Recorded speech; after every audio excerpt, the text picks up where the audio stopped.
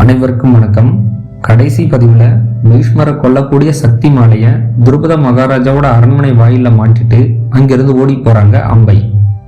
துருபத மகாராஜா சில காலம் வரையில அந்த மாலையை யாரும் எடுத்துடாம கவனமா பாத்துக்கிறாரு.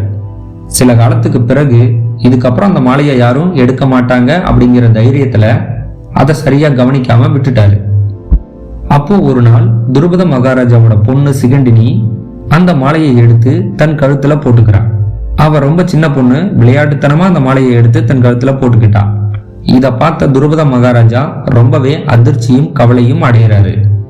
இதுவரைக்கும் முந்தைய பதிவுல பார்த்தோம். அதுக்கப்புறம் என்ன நடந்தது அப்படிங்கிறத இப்ப பார்க்கலாம். சக்தி மாலைய தன்னோட பொண்ணு சிகண்டினி எடுத்து அணிஞ்சுக்கிட்டதை பார்த்ததும் ரொம்பவே அதிர்ச்சியும் கவலையும் அடைகிறாரு துருபத மகாராஜா. ஏன்னா பீஷ்மர் காதுக்கு இந்த செய்தி போய் சேர்ந்தா என்ன ஆகும்? தன் பெண் என்ன ஆவா? தன்னோட தேசம் என்ன ஆகும்? பீஷ்மர் தன் நாட்டின் மீது படையெடுத்து வந்தா சர்வமும் நாசமடையும்ங்கிறத உணர்ந்த துருபதன் ரொம்பவே கவலை அடைகிறாரு. தன்னோட பெண்ணா தன்னோட நாடா அப்படின்னு யோசிச்ச துருபத மகாராஜா தன்னோட தேசம்தான் முக்கியம்னு முடிவெடுக்கிறாரு. ஒரு அரசனா அவர் எடுத்த சரியான முடிவு அது. தேசத்துக்காகவும் தேச மக்களின் நலனிற்காகவும் தன்னோட பெண்ணை தியாகம் பண்றாரு துருபத மகாராஜா. அதாவது தன்னோட அந்த சிறு பெண்ணை தன்னோட தேசத்தை விட்டு வெளியேற்றுறாரு. அந்த சிறு பெண்ணும் பயந்து துறவி போல உடை அணிந்து அந்த பாஞ்சால தேசத்தை விட்டு நீங்கி கங்கை நதி உற்பத்தியாகும் இடத்துல தவம் செஞ்சுக்கிட்டு இருந்த இஷிகர் எனும் முனிவரின் ஆசிரமத்துக்கு வந்து சேர்றா.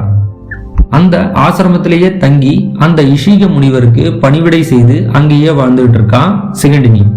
சில காலத்துக்கு பிறகு இஷிகர் அந்த பெண்ணை கூப்பிட்டு ஆசீர்வாதம் பண்ணி, உன் சேவையில நான் ரொம்பவே மகிழ்ச்சி அடைஞ்சேன். நீ இங்கிருந்து இப்போ புறப்பட வேண்டிய நேரம் வந்துடுச்சு. இங்கிருந்து இன்னும் கொஞ்சம் தூரம் போனா ஒரு ஊர் வரும்.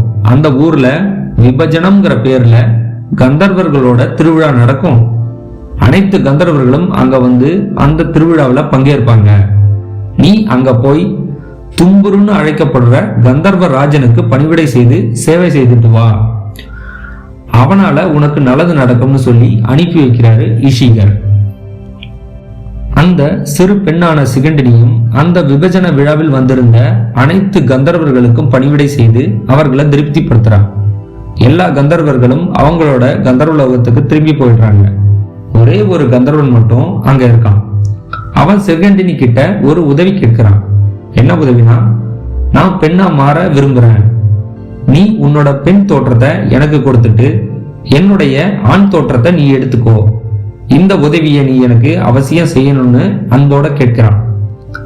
இது உதவி இல்ல, வரமாச்சேன்னு சந்தோஷம் அடைஞ்ச சிகண்டினி தன்னோட பெண் உருவத்தை அந்த கந்தர்வன் கிட்ட கொடுத்துட்டு அவனோட ஆண் உருவத்தை சிகண்டினி வாங்கிக்கிறான். அதாவது பெண்ணா இருந்த சிகண்டினி ஆணா மாறிட்டா, ஆணா இருந்த கந்தர்வன் பெண்ணா மாறி பெருமகிழ்வோட அங்கிருந்து கந்தர்வ லோகத்துக்கு திரும்பி போறான். சிகண்டினி இனி சிகண்டிங்கிற பேர்ல ஆணா வாழ போறான். ஆணா மாறின சிகண்டி எல்லா ஆண்கள் போலையும் பல வீரக்கலைகளை கத்துக்கணும்னு ஆசைப்படுறான்.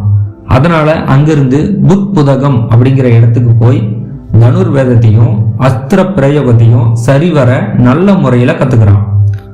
பல அஸ்திரங்களில் பயிற்சி பெற்ற சிறந்த வீரனா மாறின சிகண்டி தன் தந்தையையும் தன்னோட தேசத்தையும் நினைச்சு பார்க்கறான். சில நாள்லயே தன்னோட பாஞ்சால தேசத்துக்கு திரும்பி வந்துடுறான்.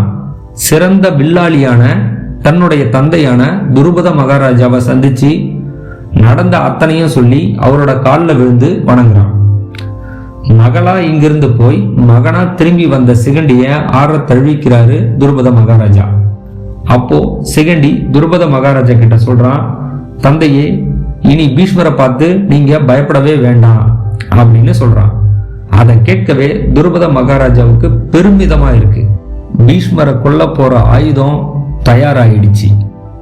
அடுத்து என்ன நடந்தது அடுத்த பதிவுல பார்க்கலாம். நன்றி, வணக்கம்.